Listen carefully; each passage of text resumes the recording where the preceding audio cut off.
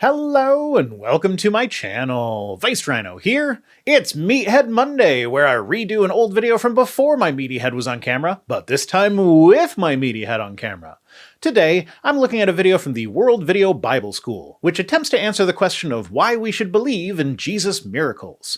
I'm fully expecting the answer to be an extended "for the Bible tells me so," but I'm also completely open to the idea that there will be some new evidence that I've just never heard before. I just don't think that there is. Anyway, let's go!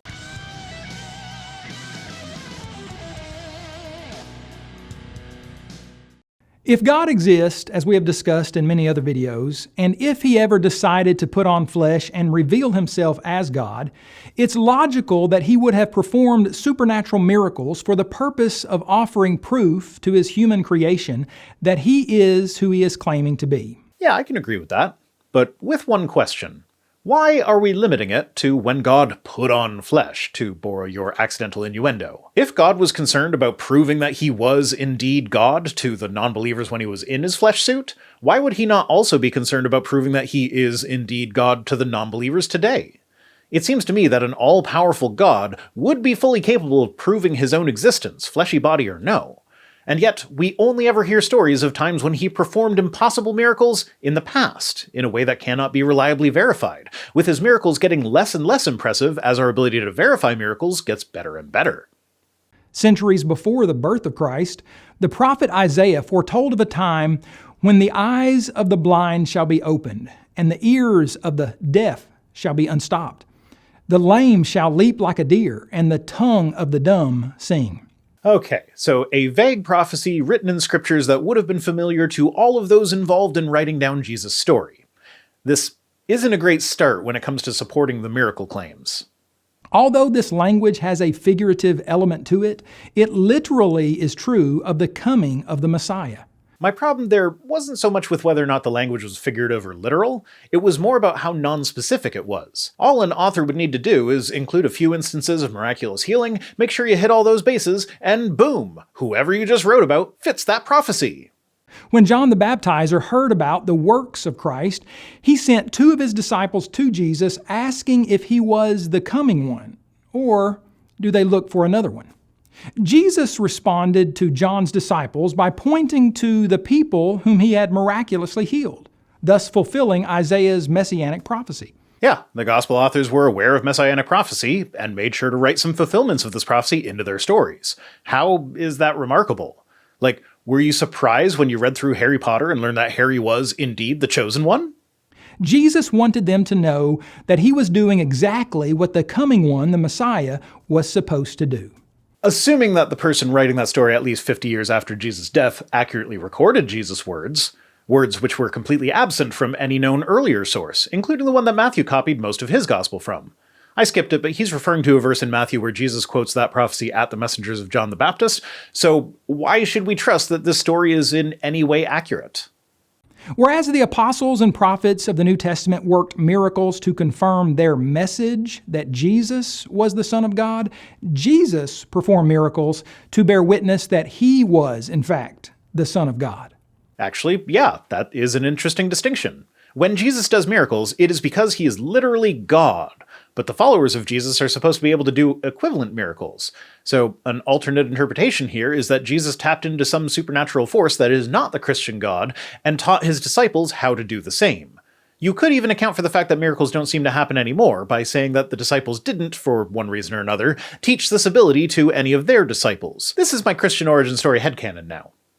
Unbelievers should consider 7 reasons why the miracles of Christ are credible testimonies of His divine nature and teachings. Wow, 7 whole reasons? That's impressive. Usually it's like 2 things. The Bible says so, and personal experience. I look forward to hearing about all these reasons. Number 1, countless thousands witnessed His miracles. Oh no, it's going to be 7 reasons starting with the assumption that everything in the Bible is perfectly accurate, isn't it? Why do we always have to start with that assumption? That is a garbage assumption that doesn't get applied to any other text from history, so why should we treat the Bible differently? Aside from the fact that Jesus' miracles are recorded in the most historically documented ancient book in all the world. That's a funny statement right there. I get the feeling that you know you can't claim it to be the most historically accurate book, so you call it the most historically documented. What does that even mean? Are you referring to manuscript count? Because that's really the only way that it could be true, and I'm not even sure that it would be then. But assuming that it would be, having a book copied out a bunch of times does not make the contents of that book true. Which time and again has proven itself to be a reliable witness to history.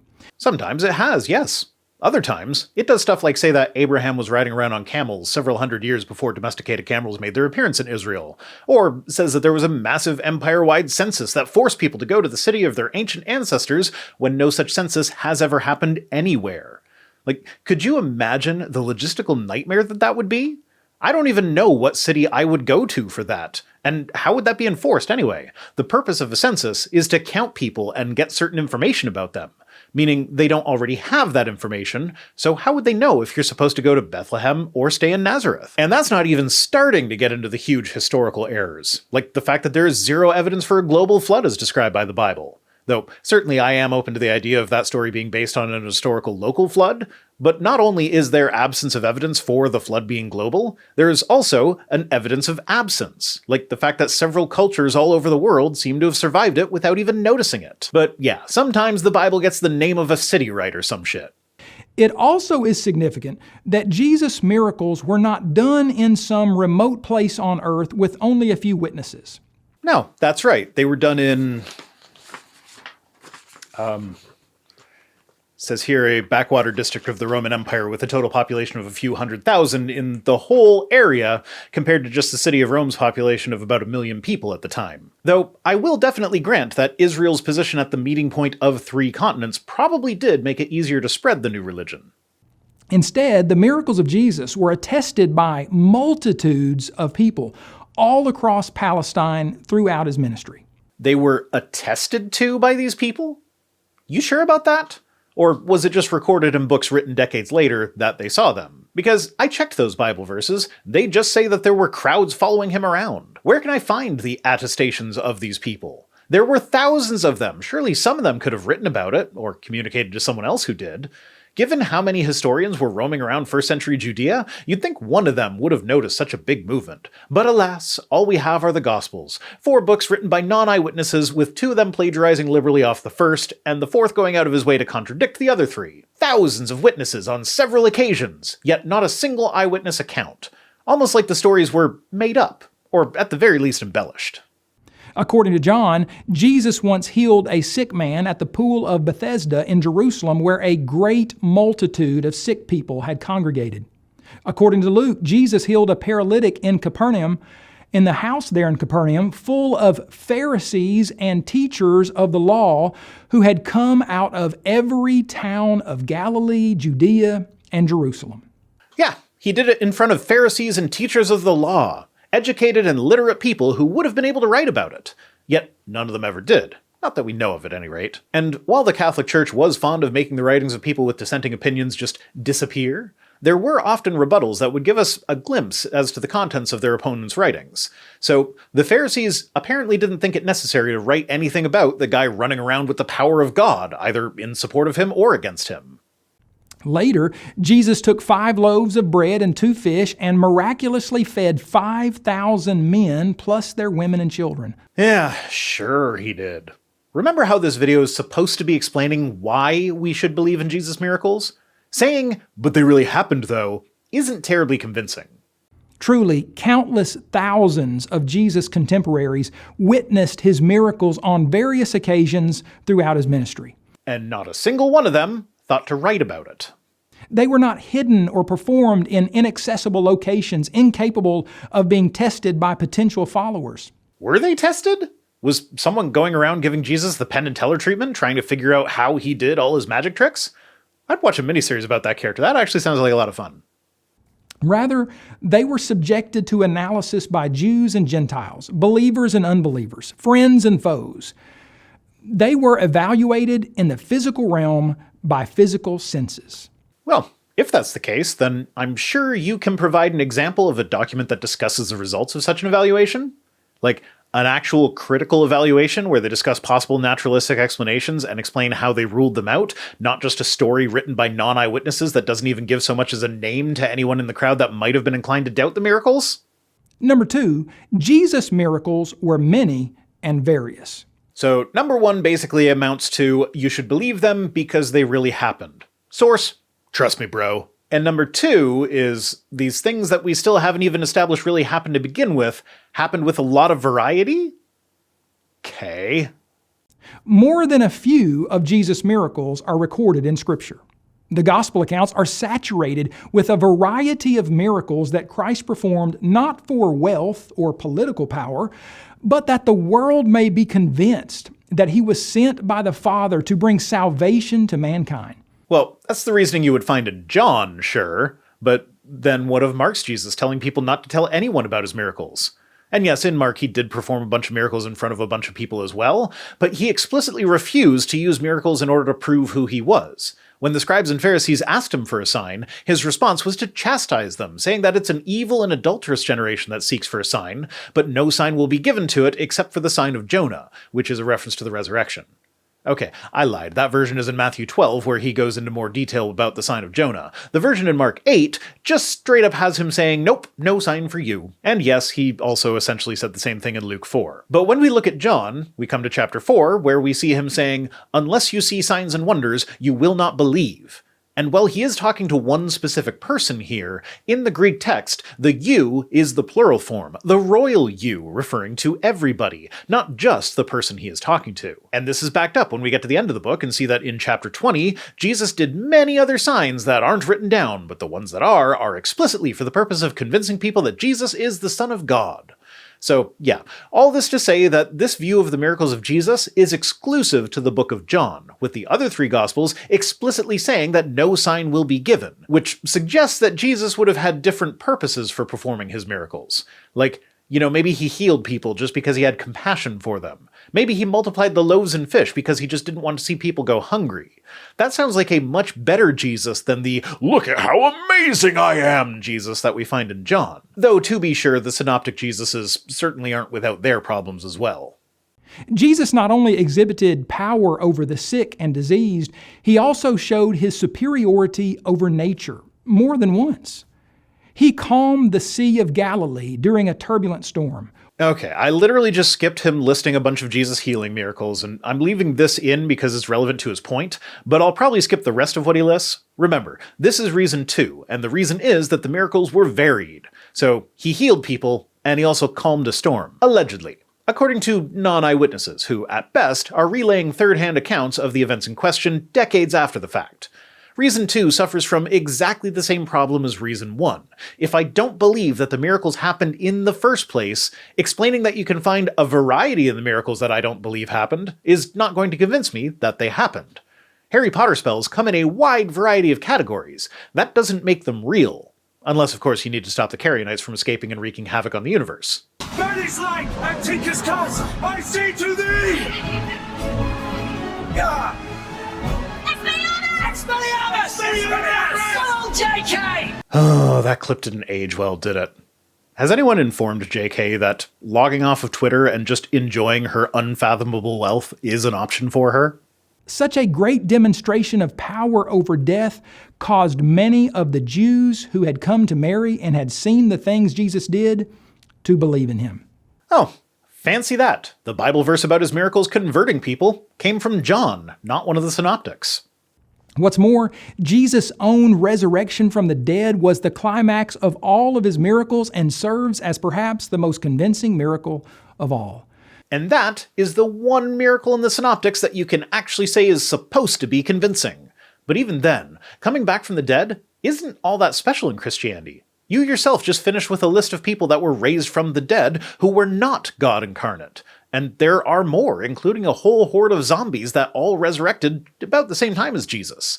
So either God came to Earth in human form a number of times, or Jesus' resurrection doesn't automatically point to him being God. But also, I'll take shit that didn't happen for 500, Alex. Number 3, even the enemies of Christ attested to his works. Ooh, okay, so now we're getting somewhere. You have writings from some of the scribes, Pharisees, or whoever else witnessed the miracles of Jesus, right? It's not just more stuff that's being claimed by the Bible. You actually have someone attesting to the miracles that isn't a Bible character. Though many of Jesus' enemies who witnessed his miracles rejected him as the Messiah and attempted to undermine his ministry, even they did not deny the miracles that he worked. Not denying something is not the same as attesting to it. My oldest child went to a theme park the other day, and when I asked how it was, they said they almost died. I did not deny that. This does not mean that I am attesting to their near-death experience. Though I will at this point deny it. It's most likely that they were just scared on a ride that was operating properly and was perfectly safe the entire time. At least, that's what I tell myself. Don't listen to the Action Park episode of Citation Needed before sending your kids on a field trip to an amusement park. After Jesus raised Lazarus from the dead in the presence of many Jews, the chief priests and the Pharisees gathered a council and said, "What shall we do? For this man works many signs." Okay, I suppose if they actually said that, that would be attesting to Jesus' miracles. But how do we know that they actually said that? Even if we throw out all scholarship on the matter and assume that John was an eyewitness to the life of Jesus, how did he know what the chief priests and Pharisees discussed at their council to which he would not have been invited? And that is the most generous position it is possible to take on the matter. In reality, the author of John was definitely not an eyewitness. He was writing at least 60 years after Jesus' death, and he did not get his account from eyewitnesses. How could he possibly have known the details of a conversation that happened in private 60 years before he wrote about it? I couldn't tell you what was discussed 60 years ago in a meeting of the church I grew up in, and neither could anyone that I still know that goes to that church, even the ones who are old enough to have been present for that meeting, which, actually given the demographics of that particular church, is most of them. So even if I had an eyewitness to interview, they couldn't accurately tell me what happened at this point. Why would it have been any different for John? So, no, we don't actually have Jesus' enemies attesting to his miracles. We have Jesus' followers claiming that they attested to Jesus' miracles in a book that is notorious for wanting to make Jesus seem as powerful as possible and can't have anyone doubting him ever, even if they don't like him. According to Luke, even King Herod had heard enough reports about Jesus to believe that he could perform some miracle in his presence.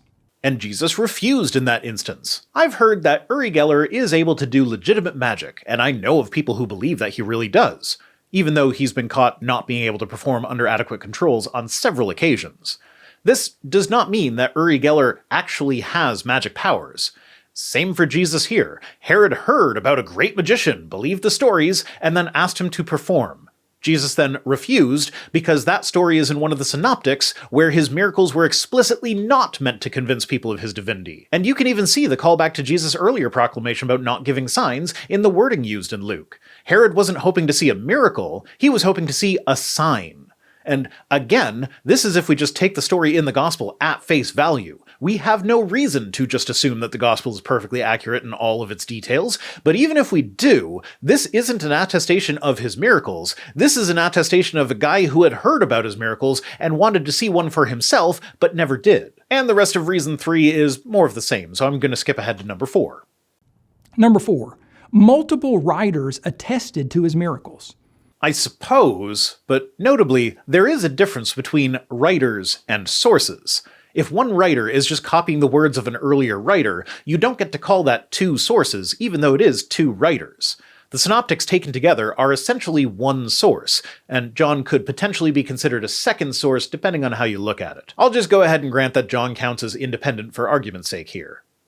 The case built for the authenticity of Jesus' miracles is further strengthened by the fact that his supernatural works were recorded not by one person, but by multiple independent writers.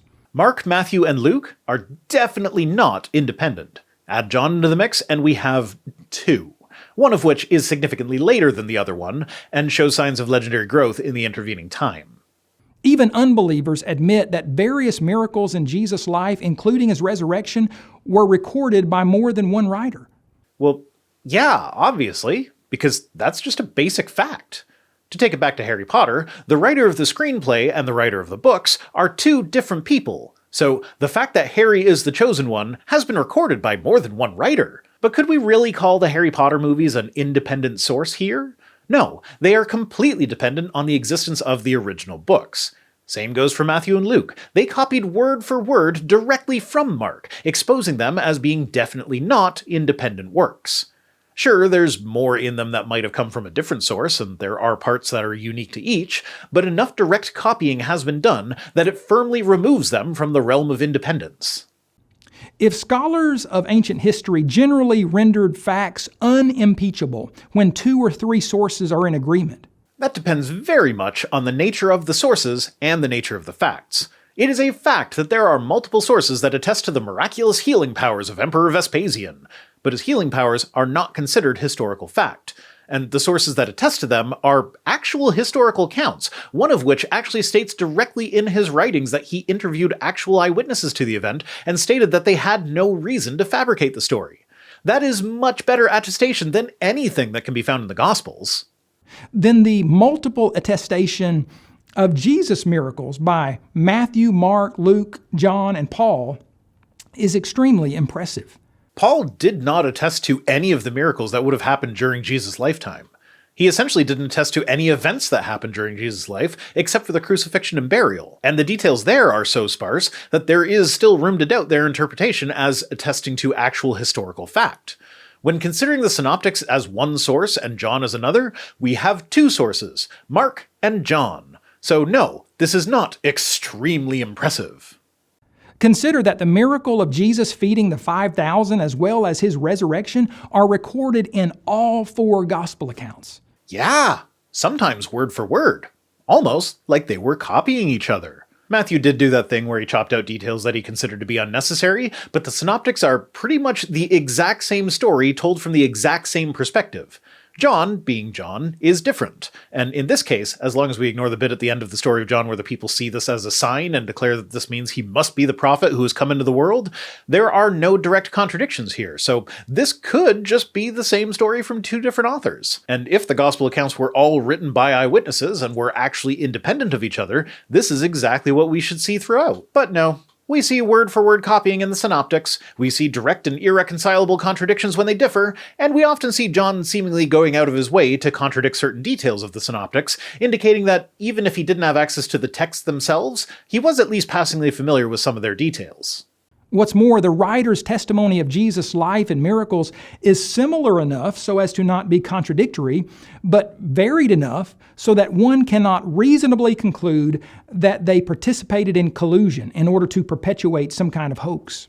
Well, collusion wouldn't be the word I would choose, but they definitely copied off each other.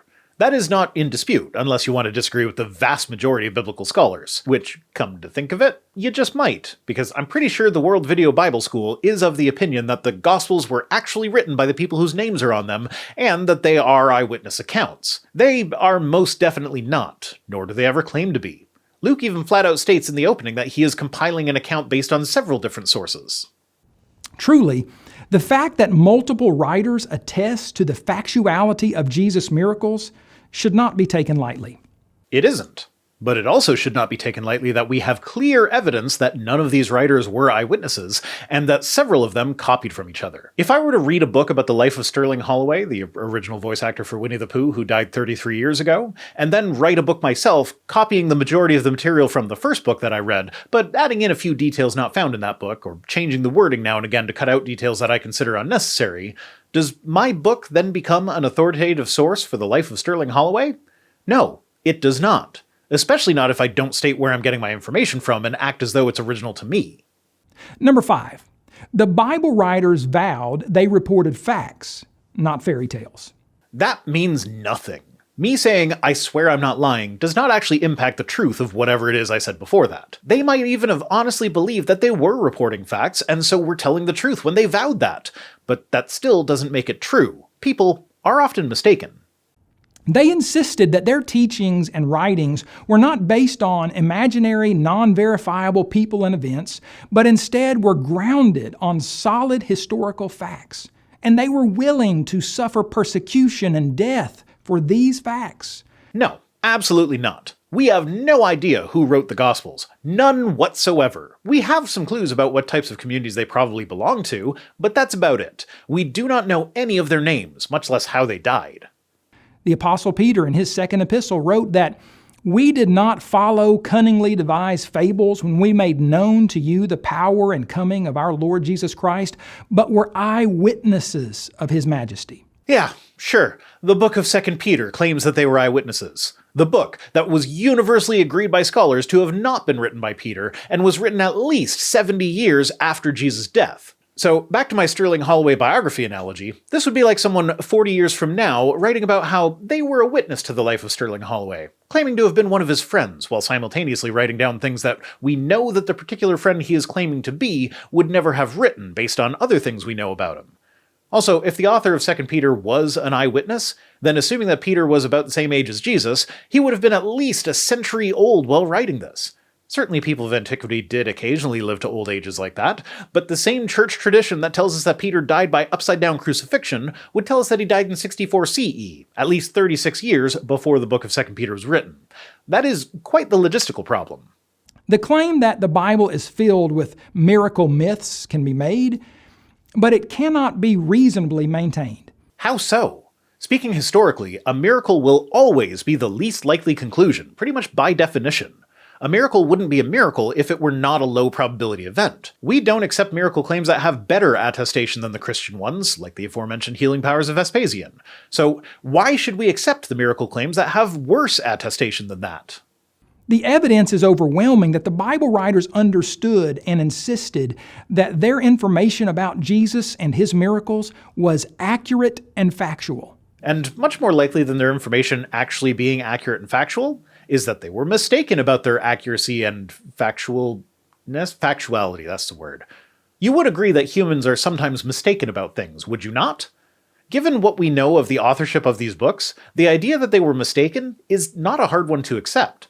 But we also don't really have to accept it. In the actual Gospels themselves, it is entirely possible that they weren't concerned with transmitting literal factual accounts. Even if we assume that the Gospels were biographical in nature, ancient biographies were more concerned with providing stories that exemplified the character and reputation of the subject, rather than giving detailed, literally true accounts of events. So it is entirely possible that the authors of the Gospels propagated these stories knowing that they were not literally true, but not thinking that it mattered since it would demonstrate the character of Jesus. Just as were all other details in their narratives and letters.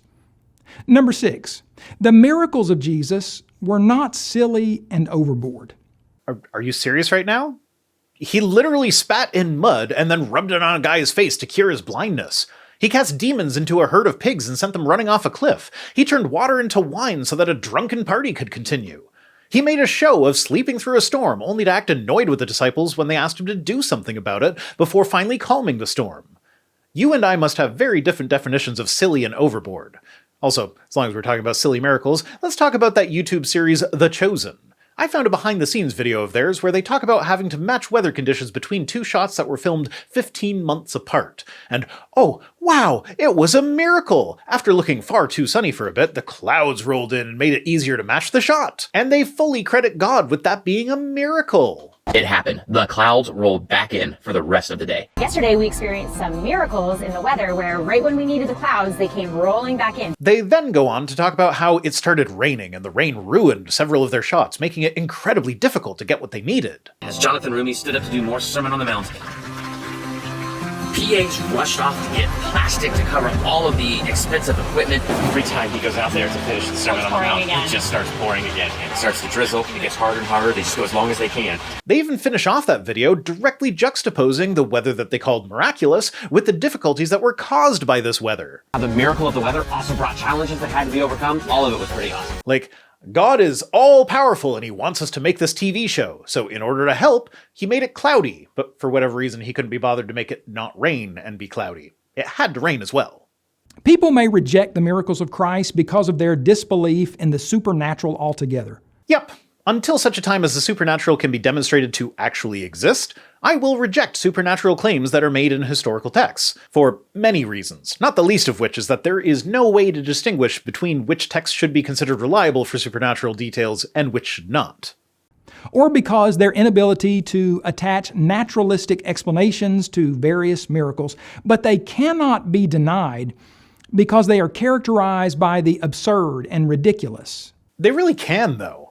I mean, I guess that's mostly just a matter of opinion, but I definitely do consider them absurd and ridiculous. I feel like this is one of those things where if you were raised with it, it doesn't seem odd, but to outsiders, it absolutely does. Like, as a Christian, you probably on a fairly regular basis engage in ritualistic cannibalism where you eat your God's flesh and drink his blood.